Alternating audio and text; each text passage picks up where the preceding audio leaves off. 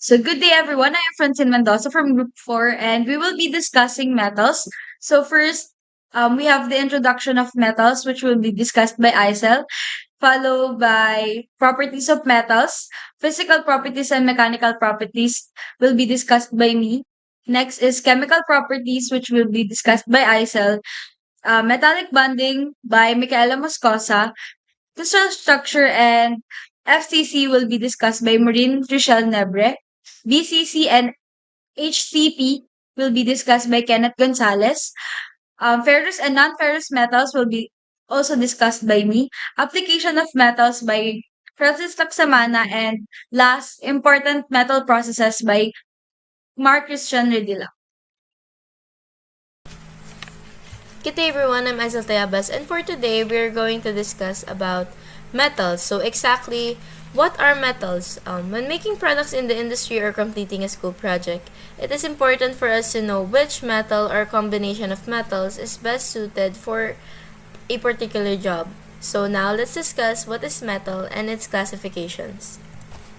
The word metal is derived from the Greek word metallon, meaning mine, quarry, or metal. So metals can also be found everywhere and anywhere, and the metals we use every day are alloy metals, since these metals are already processed into usable material.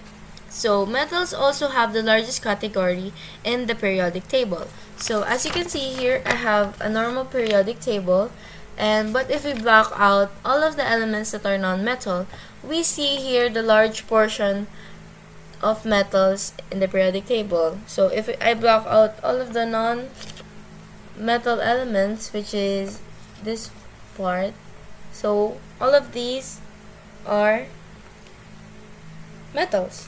So metals are also characterized by its malleability, ductility, high electrical and thermal conductivity, and a shiny surface that reflects light. So, and also metal is an element that readily forms positive ions and has metallic bonds that will be discussed later on. So moving on to the physical properties of metals. So una is yung state ng metal, which is solid state. So solid ang metals in at a room temperature except for mercury na liquid siya sa room temperature. Next is lustrous. So metals can reflect light from their surface and can be polished like silver, gold, and copper. So kapag yung mga silverware natin, pinapolish natin siya. So 'di ba, parang pwede na tayong, manalamin sa kanila or nakikita natin yung reflection natin sa, surface ng metal na yun. So, next is its malleability. So, metal can withstand hammering and can be mold. Next is its ductility. So, metals can also be drawn into wires and can able to be deformed without losing its toughness. So next is yung hardness. So metal ay typically hard, but except to sodium and potassium, which are soft and can be cut by knife. And also, ang metals ay merong 1 to 3 valence electrons. And they are also a good conductors. So meron sila kasing mga free electrons. Ang silver and ang copper ay isa sa mga best conductors of heat and electricity. But lead, bismuth, mercury ay mga example ng poor conductors. And also, ang metal ay merong high density and typically, they are very heavy. So, ang iridium and osmium ay mga metals na may matataas na density. And ang lithium naman ay isang metal na may lowest density. So, for its melting point and boiling points, ang tungsten ang metal na may pinakamataas na boiling point. And ang mercury naman ang may pinaka-lowest na boiling point. And ang sodium and ang potassium naman ang mayroong pinaka-lowest melting points. So after discussing the mechanical properties of metals, we now move on to metals reactions with different types of chemicals. So first is metals reacting with H2O. So only high reactive metals react with water, and mostly all of those are pure metals. So in this example, we use sodium. Yes, sodium is a metal element. Pero unlike other metals, sodium is soft and pwede mo siya putulin gamit yung knife lang or any sharp na bagay. So, sodium is stored in kerosene to avoid it from coming in contact with water. And kasi if sodium would react with water, tas dagdag mo pa yung oxygen na nasa paligid natin, it would give off a large amount of energy, causing it to combust. So, yung process na yun, pag naghalo-halo siya, i-start na po yun. So, second is metals reacting with acids. So, as we all know, acids are known for its reactability. Kasi if naglalagay ako ng acid sa kamay ko, it would disintegrate. Yan. So, it is also the same with metals. When metals react with acid, for example, is zinc, reacting with hydrochloric acid, it produces gas. So, yun. Parang magdi-disintegrate. So, next. Third is metals reacting with bases. So, not all metals react with bases. There are many types of bases, pero when metals react with these bases, it produces metal salts and hydrogen gas. So, for example, here is zinc. Zinc reacts with strong sodium hydroxide. So, it will give off sodium zincate and hydrogen gas. So, yun. Lastly is metals reacting with O2 or oxygen. So, if we expose metal in air or we burn it, we will produce metal oxides or as we can observe is rust or yung mga kalawang. So, based on what metal you're using, these oxides can vary in colors such as blue, orange, yellow, gray. Pero mostly nakikita natin is medyo yung orangey na brown. So, here's an example. When a magnesium strip is burned in the presence of oxygen, it will form magnesium oxide. Pero if we dissolve it in water, it would form magnesium hydroxide. So, now, let's move on to structure of metals. Metallic bonding is the primary type of a chemical bonding that occurs in metals. It is the force of attraction between the positively charged metal ions and the sea of the localized electrons within a metal's crystal lattice structure. This bonding arrangement is what gives metals their unique properties and distinguish them from other types of materials. So here's how metallic bonding relates to metal. 1. Conductivity. Metallic bonding allows metals to be excellent conductors of electricity. The delocalized electrons are free to move throughout the lattice, carrying electric charge.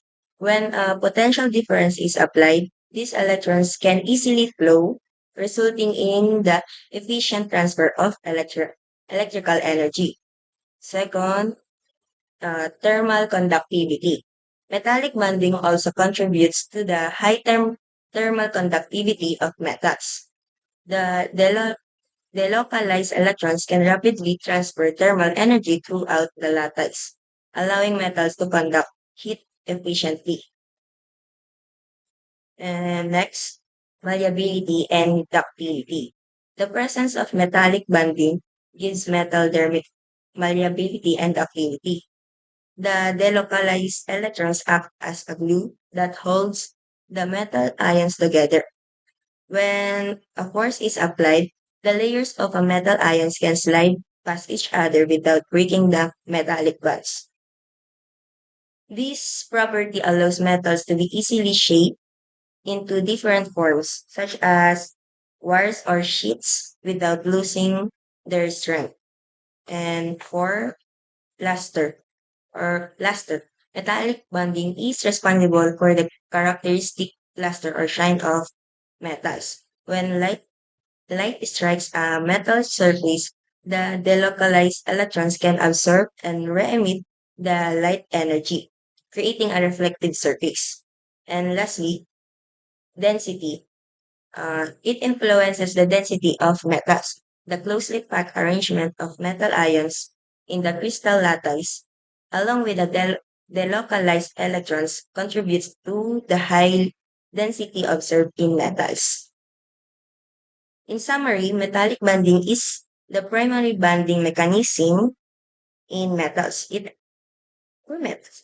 It It enables the flow of electricity, efficient heat transport, malleability, ductility, luster, and high density. These properties make metals indispensable in various industrial applications, ranging from electrical wiring and construction materials to consumer good production. So good day, my name is Nebre, and I am here to tackle about the crystal structures on metals and its first type, which is the face-centered cubic structure. So metals are crystalline in nature and their atoms are closely packed together and are arranged in an organized structure way. And this kind of structure is called the crystal structures, also known as crystal lattice. Crystal lattice or crystal structure is described as the structure that is composed of a repeating pattern of identical units called atoms. When a material is solidified, these atoms will position themselves in a repetitive three-dimensional pattern, where each atom is bonded to their respective neighbor atoms. So imagine it like this is like may mga nakasurround ng mga atoms or bilog sa paligid, and if magpo-form na sila ng crystal lattice is mag-group together sila, and ang mapo-form nilang shape is isang cube. And yun yung tinatawag na crystal structure or lattice. And this arrangement, may tawag sa arrangement na ito, which is the long-range atomic order, and which means that the order of the particles in a crystal lattice occurs in a regular pattern and repeats itself over the entire crystal periodically. So may parang regular pattern siya, like habang nagfo-form, hindi lang siya basta-basta nagfo-form ng cube, may pattern siyang nabubuo din. And next is that the small part or the small portion of a crystal structure is called the unit cell. Yung sa isang buong unit cell, sa isang buong crystal structure, unit cell, ay may isang, yung maliit lang na part na yun, kukuha ka ng isang maliit na part na cube na yun, ay ang tinatawag na unit cell. And in here, yung this is where the most properties that can be determined. Like, dito mo mas madadetermine, gamit yung unit cell na ito, mas madadetermine mo yung mga properties ng isang ng isang bagay gamit ang unit cell na ito. And then, there's also some materials that do not crystallize. They are called the non-crystalline or also known as the amorphous materials. So, amorphous materials are any non-crystalline solid in which the atoms are not organized in a definite lattice pattern. And an example of such materials are glass, rubber, plastics, and other complex metallic materials. And so, for the crystal structures, there are 14 types of it that are used in the field of engineering, such, such as the face-centered cubic, simple tetragonal, hexagonal, rhombohedral, simple monoclinic, and etc. However, among these 14, there are only 3 that are deemed the most important and also the most common used in metals. And these are the body-centered cubic, the face-centered cubic, and the hexagonal closed-pack structure. So now for the first type of crystal structures, here's the face-centered cubic structure. So the face-centered cubic structure, or also known as FCC, this is one of the most common types of crystal structures. And the structures like this, there are atoms that are in a, imagine like it's like here is a cube, and in each corner, there are atoms located in it. In each faces of the cube, there are also an atom located in each faces. And some example of these metals that have FCC structure are copper, aluminum, silver, and gold. And so as for their mechanical properties, they have the FCC metals have low Young modulus, and second, they have low yield strengths. Third is the hardness, and that is they have good ductility and high ability forming. And as for these properties, I will not discuss this further on since these properties have already been discussed in the previous topic, which is about the mechanical properties. And next is as for their structure, a face-centered cubic structure has 4 atoms per unit cell. And the reason why is because like this. Here in this GIF, or in this GIF or video, counting the corners of the cube, there are 8 corners, which means that there are 8 atoms in totals. And however, in each corner, only 1/8 of that atom is being occupied in a single FCC unit cell. Therefore, if we if pinagsama-sama natin lahat ng 1/8 sa 8 corners na ito, ang total nito is only 1 atom. So, and sa the rest of the atoms naman ay sa faces, may 6 faces ang isang cube. So, and sinasabi nga kanina is may atom per faces. So, bale, may 6 faces na doon. However, hindi rin siya isang buo na na-occupy ng isang single FCC structure. Only one half of an atom that is being occupied by a single space in a FCC crystal structure. FCC unit cell. So, pag pinagsama-sama na nito is we will get a total of 3 atoms. And by adding it all up together, ang atoms na nagbubuo sa isang single FCC unit cell ay there's a total of 4 atoms.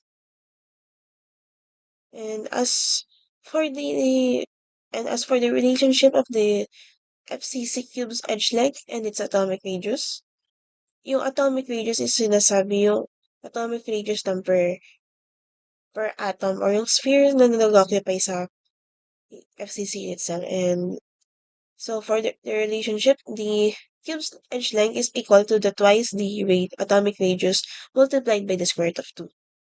And next is that there are 2 important characteristics of a crystal structure. And they are the coordination number and the atomic packing factor. So the coordination number is the number of the nearest neighbor atoms surrounding an atom. This is determined by simply counting the other atoms to which an atom is bonded. So here is another GIF or video that shows how they count the coordination number of a FCC unit cell. And in here, we will have to compare 2 unit cells. So hindi lang isang single FCC unit cell ang gagamitin dito, bali dalawa na magkadikit. And then we will count the atoms that are bonded to the atom that is shared by these 2 unit cells. So yung atom na nasa gitna nila is doon tayo parang ay na pina-reference atom nila, and kung ilang atoms ang kaya niyang makipag-bond ay yung bilang ng coordination number. So first, yung atom na yun is nakaband siya sa shared 4 corners ng dalawang FCC unit cell.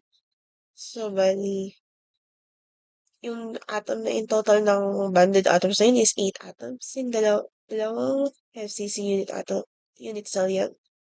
And yung nearest atoms naman na other nearest atoms na kaya niya makipag-bond is yung other in each 4 faces of each cube.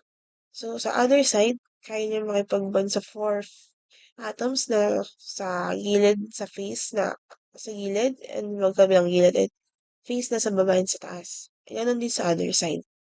So, by adding it together, pag sinasama-sama natin, ang total coordination number ng FCC unit cell is 12. And next is the APF, or also known as the atomic packing factor. This is the total volume that occupies the unit cell. It is the maximum packing possible for spheres or atoms all having the same diameter. It is the sum of the sphere volumes of all atoms within a unit cell divided by the unit cell volume. And the FCC structure, its APF has a total of 0.74 or 74%. And now I have here some sample problem that has an application of a centered cubic structure. So, rhodium has an atomic radius of 0.1345 nanometers and a density of 12.41 grams per centimeter cube. Prove if this element has an FCC crystal structure. So, as for the solution, first is here's the given. For FCC, N is equals to 4 atoms. A, which is also known as the atomic weight. The atomic weight of a rhodium is equal to 102.9 grams per mole. And then N sub A, also known as the Avogadro's number, which is equivalent to 6.022 times 10 raised to 23 atoms per mole. And for the P sub C, which is known as the unit cell volume, it is the formula of it is the volume of the whole unit cell. So, since the unit cell is a cube, so ang formula ng cube natin is, formula ng volume ng cube natin is yung side cube, di ba? So, so, since dito tawag natin sa edge or yung side ng isang cube ay A, so A cube siya, and ang value ng A natin, which I discussed earlier, is equal to 2r squared of 2. So, i-cube lang natin sa buo yun. So, A cube. So, the V sub Z is equals to 2r squared. Is equal to the cube of the 2r squared of 2. And for the radius of the atomic atoms in the unit cell of rhodium, this is equivalent to 0.1345 nanometers. However, I converted it to centimeters to make it easier since yung density na nasa problem ay is naka-centimeter cube. So, ang equivalent nito for centimeters is 1.345 times 10 raised to negative 8 centimeters. And as for the density ng rhodium it is equal to the 12.41 grams per centimeter cube. So, for the solution for the computation part, the formula of density is equal to the Na over V sub C times N sub A, or also known as, or in short, it is the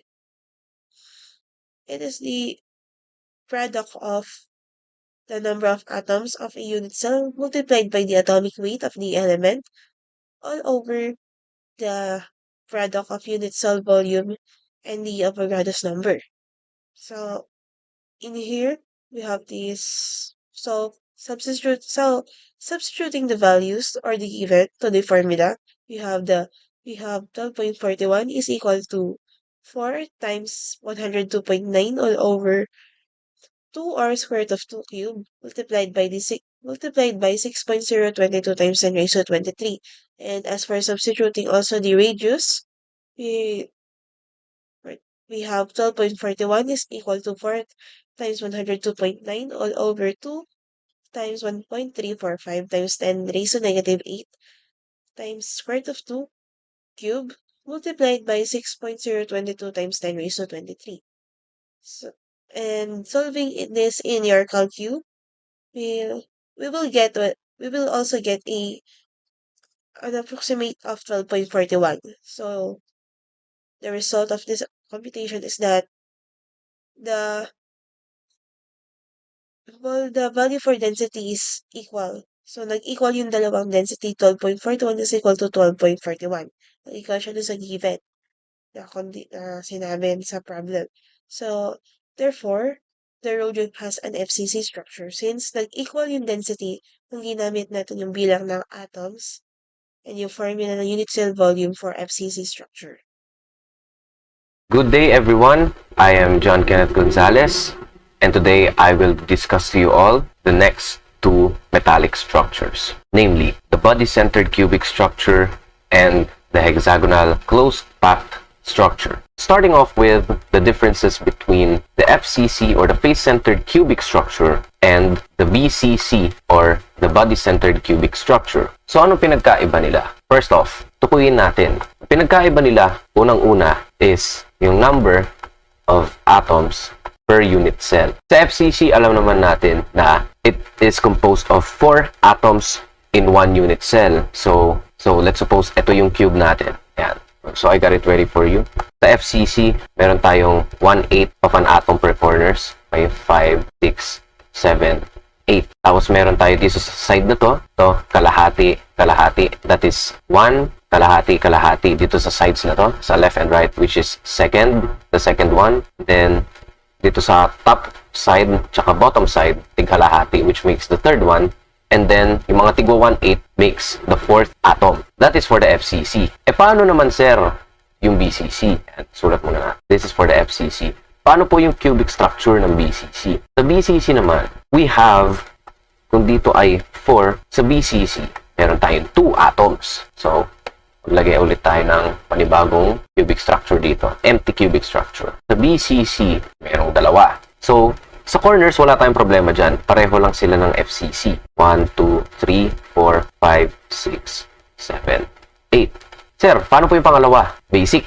Yung pangalawa na unit, yung pangalawang atom sa BCC, literal na nasa gitna siya ng cubic structure ng BCC. So, yung unang atom is yung tigwa 1/8. Then yung pangalawa, yung isang buo nasa gitna. Kaya siya tinawag na body-centered. Yung FCC, face-centered, kasi sa gitna ng bawat cube face ng cubic structure na to ay merong kalahati ng isang atom. Ayan. So, yan ang pinagkaiba ng FCC at BCC. Sa FCC, meron kang 4 atoms per unit cell. Sa BCC, meron kang 2 lang. So, another difference na makikita natin dito sa FCC at BCC is yung formula. Mag-focus na tayo sa BCC. So, sa BCC, since cubic siya, etong side na to, ayan, pakita natin. Etong side na to is the edge length. Ayan, parang sa FCC lang, which is represented by A. Sir, paano po yung pinagkaiba nila ng FCC? Sa BCC, we are going to talk about the diagonal. Paano yung diagonal? So, dito sa BCC, yung first leg mo is yung edge length na to, which is yung A. The second one would be, kasi sinabi natin, kasi ang diagonal nito ay from this corner up to this corner. So, ibig sabihin, mula dito sa front face na to, sa bottom left, yan, tukuyin natin to specifically itong corner na to. Diyan daw siya magkakat mula dyan sa corner hanggang doon sa corner na yun, doon sa back face, doon sa top right corner na yun. Yan. So basically, ito ay 4R din. Bakit? Kasi meron tayong center dito, then it divides the diameter. Tapos meron kang radius, radius. Ito kasi isang corner na to, dapat, ayan siya eh. Yan yung isa pang atom. Radius, tapos isa pa dito, radius. So meron kang 4R for the hypotenuse. Sir, paano po yung pangatlong leg? Yung pangatlong leg, dito siya. It cuts diagonally through the bottom face. Ayan. So, ayusin lang natin siya. Ayan. Tama na rin natin to. Damay na. If you're going to draw or extract the triangle, so that would be the hypotenuse. This is the bottom leg. Ayusin natin. Bottom leg. And then, ito yung edge length. Labelan natin. This is the edge length. This is the hypotenuse ng BCC. Lagyan natin ang 4R. And then, itong third leg na to, which is hypotenuse, itong nasa baba, itong bottom face. Kung babalikan natin sa FCC, let's say, ito yung bottom face. Yeah. Then, meron kang edge length dito, may edge length ka rin dito. Since square siya, tapos maglalagay ka pa ng diagonal dito, cuts diagonally in half. Yan. So, may triangle ka dito. This is a 45-45-90 isosceles right triangle. So, alam natin na according sa Pythagorean theorem, kung equal itong edge length na to, tsaka edge length na to. Ayan, both sides, both legs rather, nitong triangle na to. Ibig sabihin, itong hypotenuse, equal siya sa A square root of 2. Since itong hypotenuse na to, ito yung leg nitong buong triangle na to, which cuts through the BCC, yung cubic structure. We will name this third leg as 2 or A square root of 2. Ngayon, paano natin madederive yung edge length formula ng BCC? So, dito pa lang alam na natin magkaiba sila ng edge length formula ng FCC, which is ito. Sa BCC naman, ang mangyayari dito, i-apply ulit natin yung Pythagorean theorem. So, unahin muna natin yung hypotenuse nito. So, we have 4R quantity squared equals yung bottom leg, A square root of 2 quantity squared plus A squared, which is the second leg. And simplify natin. So, 4R quantity squared is 16R squared equals A squared is, of course, A squared. Square root of 2 squared is 2. So, meron kang 2A squared plus, meron ka pang A squared. So, combining similar terms, that would be 16R squared equals 2A squared plus A squared equals 3A squared. Then, divide both sides by 3. Cancels 3 sa kabila. So, we would now have, pagbalik na rin lang ulit natin. A squared equals 16R squared over 3. Square root both sides. Cancels square sa A. Then, simplify.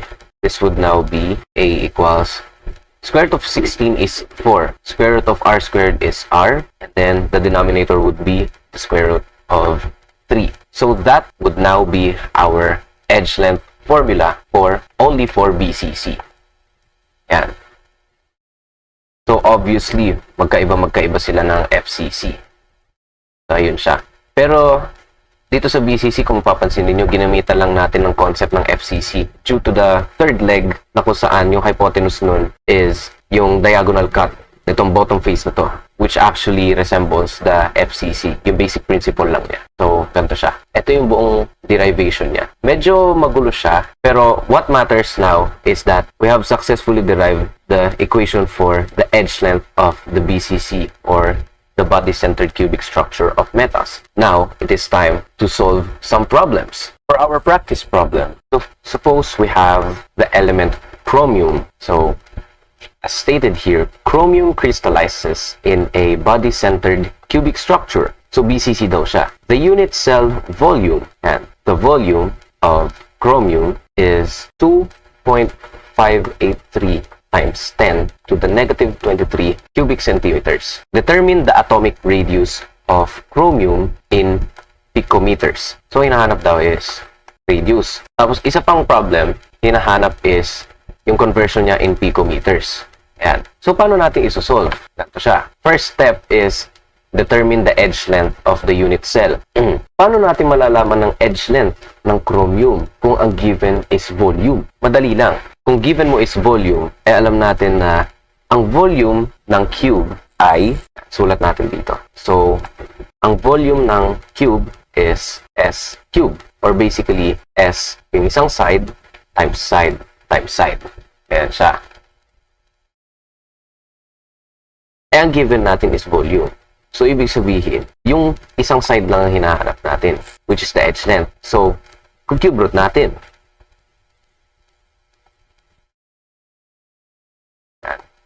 cancel.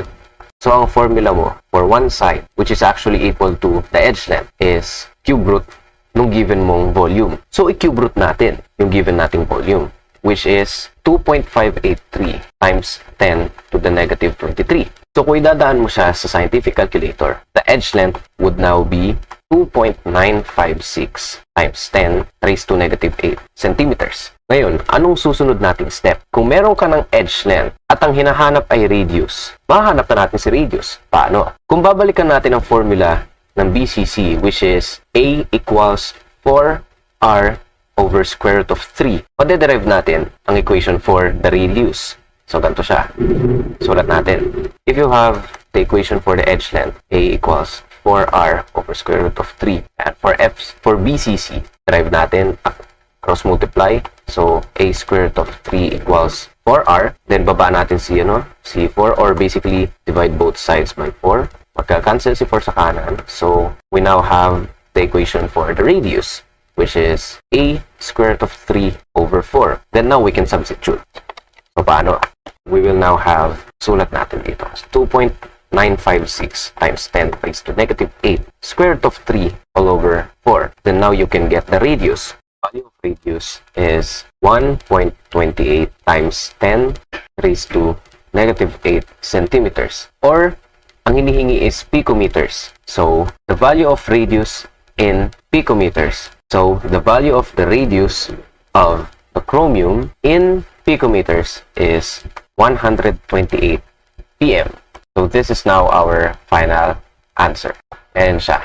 Marami pang mga ibang problems na kung saan hindi naman yung radius yung hinahanap, kundi yung volume. Yung iba namang problems ang hahanapin is yung edge length lang, habang yung iba naman hindi lang iisang hinahanap. Magde-derive ka pa na ibang equation. But for this one, this problem, hinihingi lang niya is radius. So, babase ka lang dito sa formula ng edge length. So, ganyan lang siya, 2A. Ngayon, natapos na tayo sa BCC. Ngayon, ang i-discuss naman natin is yung HCP, or the hexagonal closed pack metallic structure. So, this is getting interesting kasi ang HCP, as the name suggests, hexagonal kasi siya. So, iba siya sa cubic. So, sabi dito, sa hexagonal closed pack metallic structure, meron tayong 6 atoms per unit cell. That is the HCP. So, paano daw siya? Drawing tayo dito ng hexagonal structure.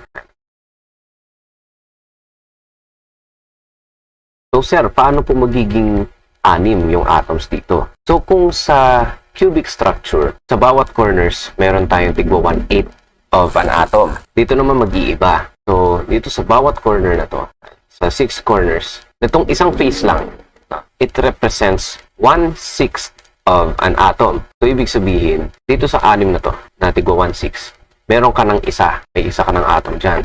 Tapos, dito pa sa bottom face, dito pa sa mga corners na to, 1, 2, 3, 4, 5, 6, meron ka pang isa pang atom, 1 atom. Tapos, sabi, dito daw sa face na to, meron ka pang, again, dito sa face na to. So, ibig sabihin, yung kalahati ng isang atom. So, 1/2 yan. Meron ka pang kalahati dito sa bottom face, 1/2.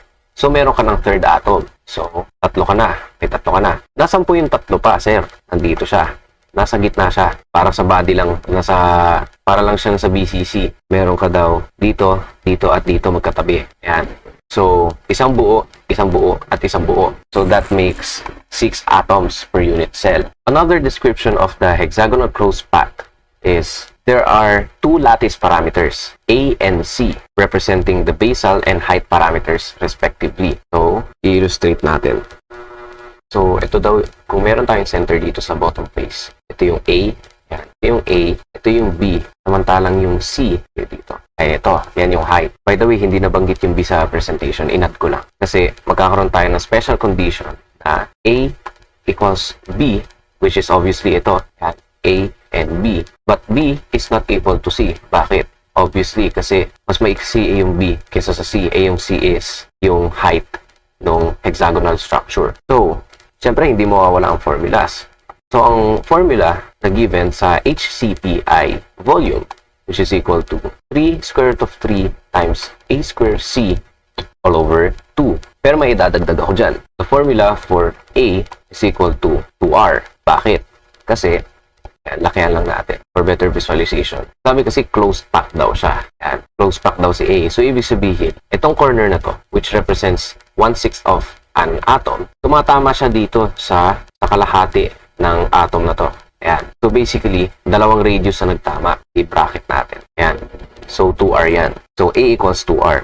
Meron pang isa. So, C equals 4R square root of 2/3. Yan. Yan ang magiging formula natin for C. Itong mga formulang to, by the way, kasi sinabi natin A equals B. Of course, A equals 2R. B is 2R din. Alright. So, itong mga formulang to, magagamit natin to solve another problem. So, let's go and solve it. For our problem in HCP, suppose we have the element magnesium. So, the magnesium has HCP structure. The radius of the element is 0.1605 nanometers. So, i-simplify na natin. Kung nanometers siya, scientific notation is times 10 raised to negative 9 meters. Calculate the volume of unit cell of magnesium. So, alam naman natin na meron ng given formula for volume, which is 3 square root of 3 times A squared times C all over 2. Kaso, sir, I know what you're thinking. Radius lang ng magnesium ang given natin. Paano natin makukuha yung volume? Meron dito sa mga variables na existing doon sa volume is A tsaka C. Walang R. Eto, nakikita nyo. Meron pa tayong values for A and C. Ang gagawin natin dito, since A at C lamang ang given sa volume, ayan, A at C. At meron tayong formula for each variable. Gagawin natin, meron tayong dalawang method. Irekta natin itong mga values na to, A and C respectively, dito sa mga variables na nakapaloob sa volume. Or, kunin muna natin individually yung value ng A tsaka C. So, for the sake of discussion, ang gagawin natin yung second method. So, we shall look for A first. A equals 2R equals, rekta natin, 2 times 0.1605 times 10 raised to negative 9. So, now, A equals 321 times 10 raised to negative 12. Or this is actually, kung hindi mo to i-meters, kung i-engineering notation mo siya, pwede siyang equal sa picometers. Pero parang hindi muna tayo malito. Times 10 raised to negative 12 meters muna. Then we shall look for C. The formula for C is 4R square root of 2 over 3. Rekta ulit. So, 4 times 0.1605 times 10 raised to negative 9 times square root of 2 over 3. So the answer would be C equals 524.1908 times 10 raised to negative 12. Or basically, picometers ulit siya. O ngayon, meron na tayong A at C.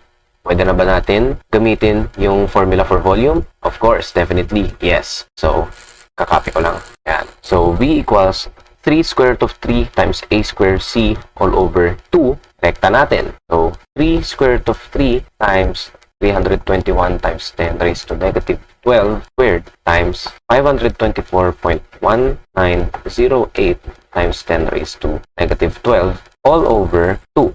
So we would now have a final value for the volume of magnesium, which is 1.0657 times 10 raised to negative 9 cubic meters. Or simply, dahil nasa engineering tayo, we should write this in engineering notation, which is 1.0657 cubic nanometers.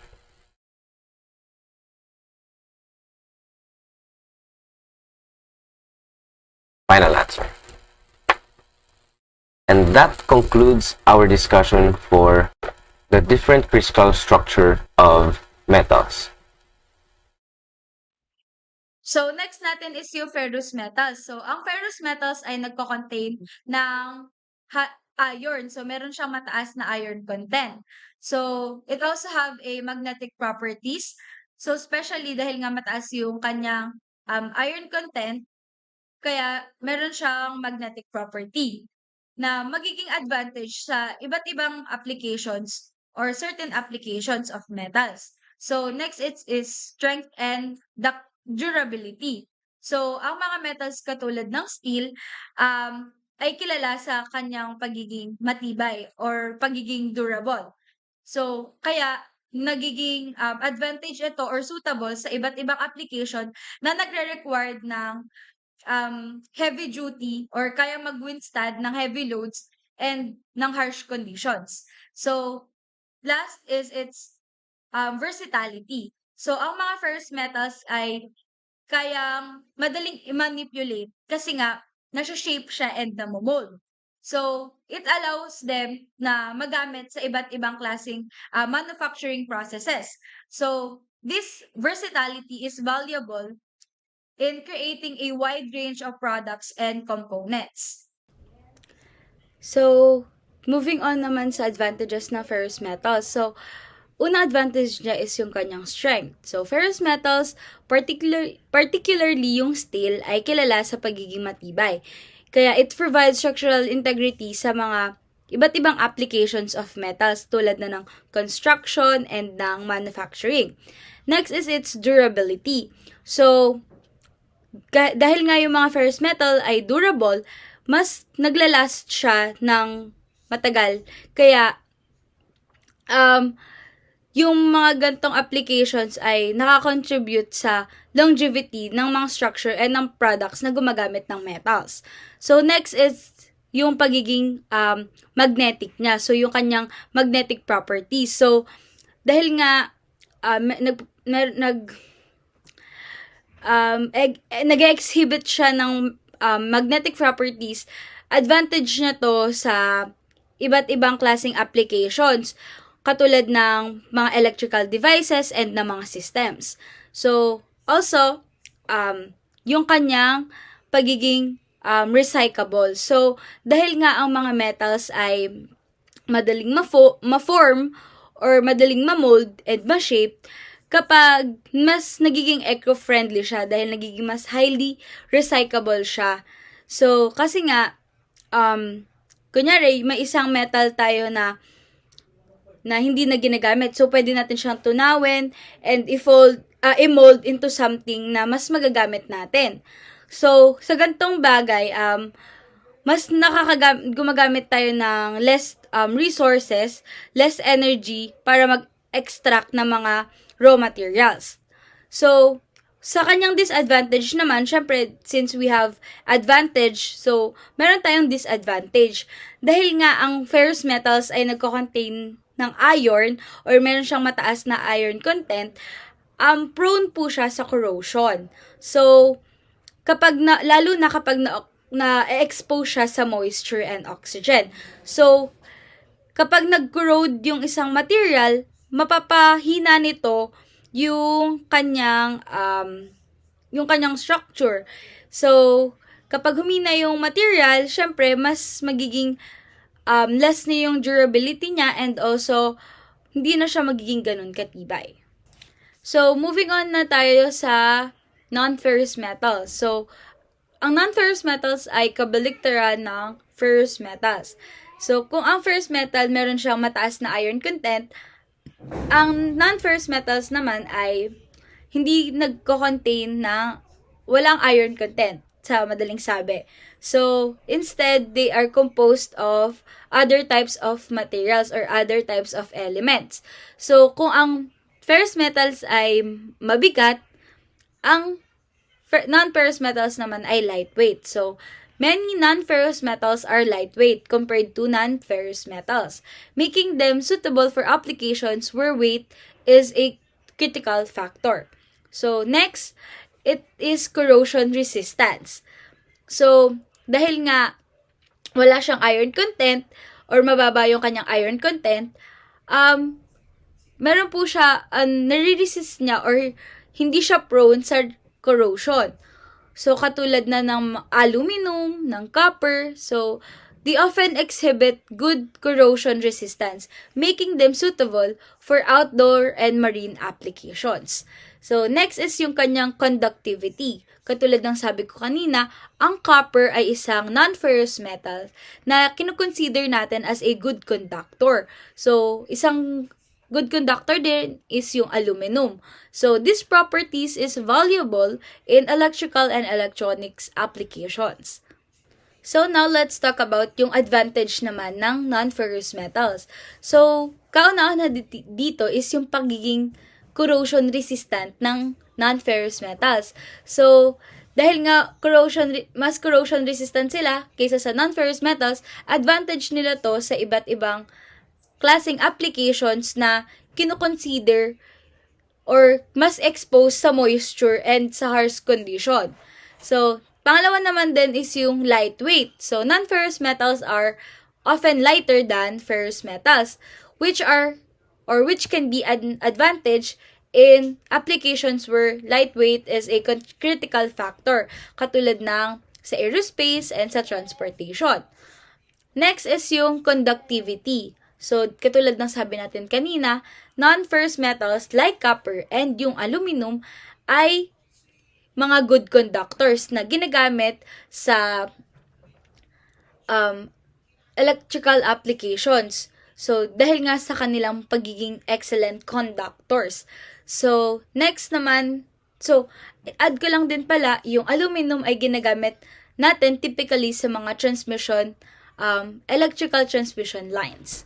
So, next is yung kanyang pagiging malleable or yung kanyang malleability and yung kanyang ductility. So, many non-ferrous metals are malleable and ductile. So, allowing for easy shaping and forming na magagamit natin in different or various applications and products.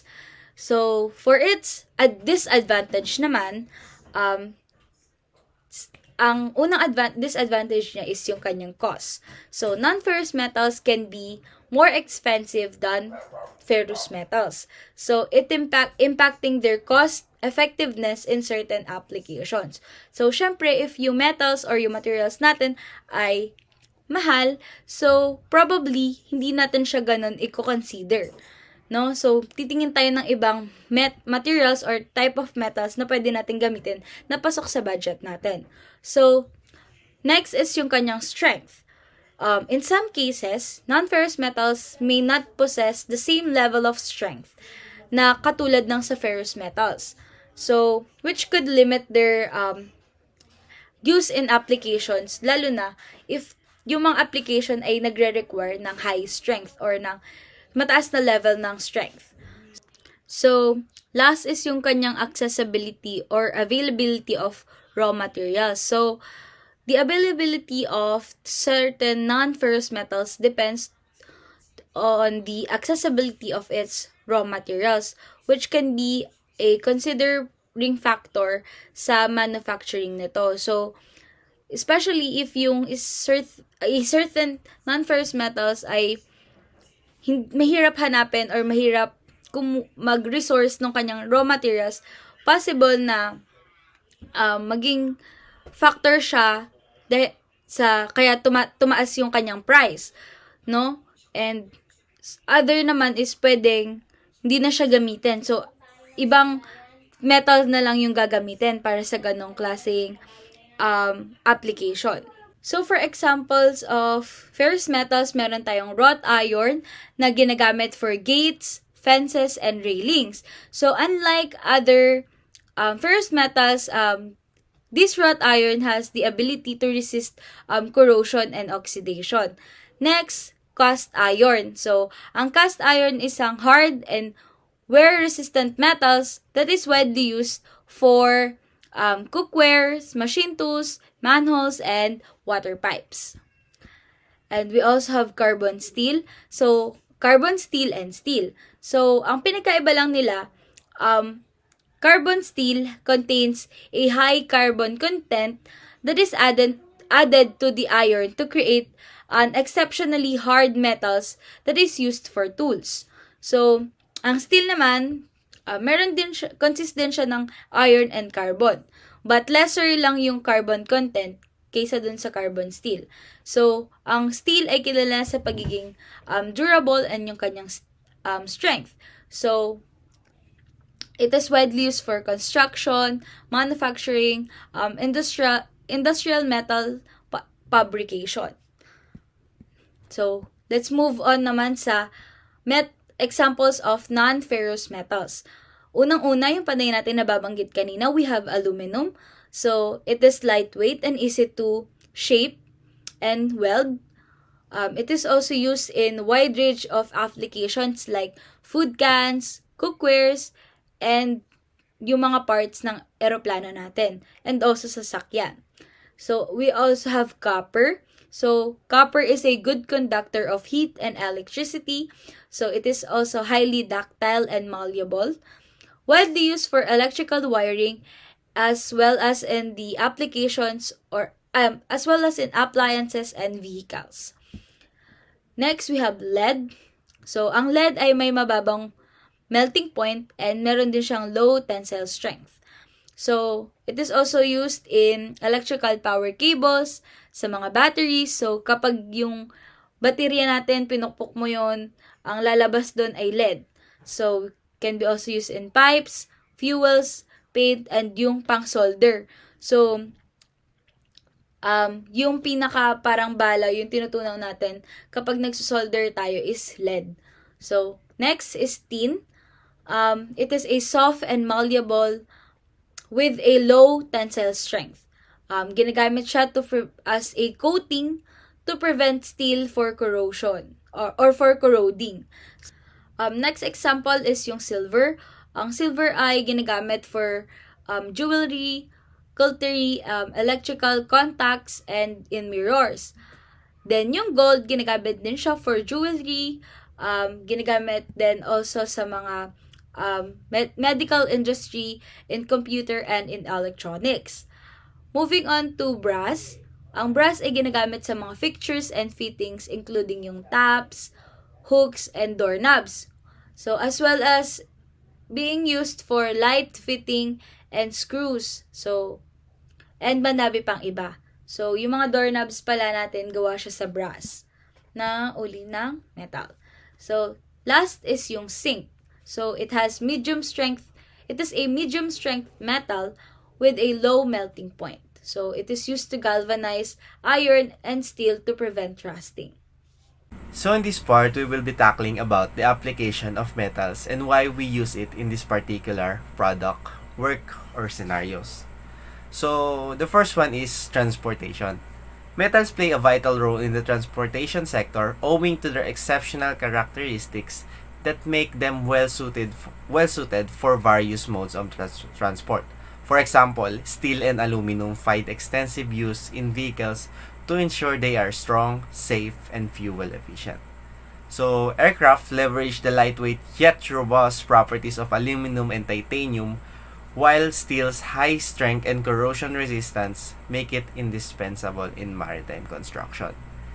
Next is trains. Utilize steel for trucks, wheels, and structural components, ensuring durability under heavy loads. Additionally, bicycles. Incorporates various metals in their frames, handlebars, and wheels. So the next one is packaging.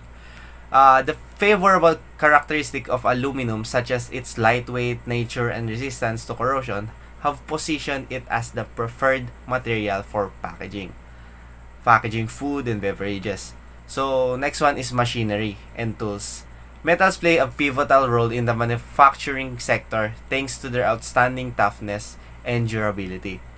They are widely employed in crafting machinery, tools, and equipment, including essential machining tools like end mills and face mills that efficiently cut and shape metal workpieces. In the realm of robust power tools such as drills and saws, steel and aluminum stand out as the preferred choices due to their enduring qualities. So the next one is construction. Steel and aluminum, recognized for their remarkable strength, yet lightweight ratios and corrosion resistance, stand as highly versatile and frequently utilized materials in the construction industry.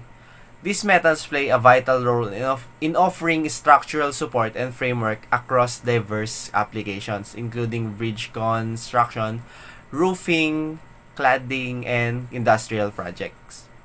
So, next one is electrical and electronics.